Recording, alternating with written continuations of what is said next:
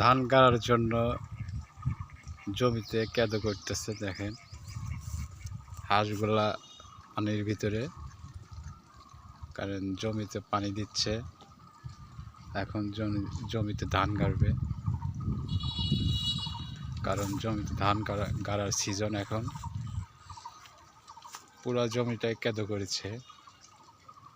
আর পানিটা দিচ্ছে হচ্ছে বাড়ি থেকে নিয়ে এসে, মানে সাবমার্সেল থেকে পানি উঠে জমিতে দিচ্ছে। কারণ আমাদের এখানে নদীর থেকে পানি দিচ্ছে না, কারণ নদীর হচ্ছে ডিপ, এটা বন্ধ হয়ে আছে, সেই কারণে।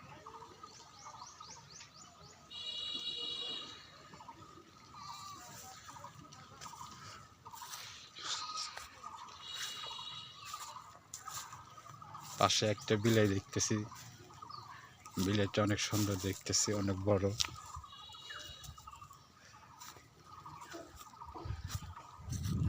এই পাশে জমি আছে কিন্তু পানি দেয় নাই, কারণ আমাদের এদিকে পানি দেওয়ার প্রজেক্ট এইটা বন্ধ, মানে কোরিয়ান ডিপও নেই।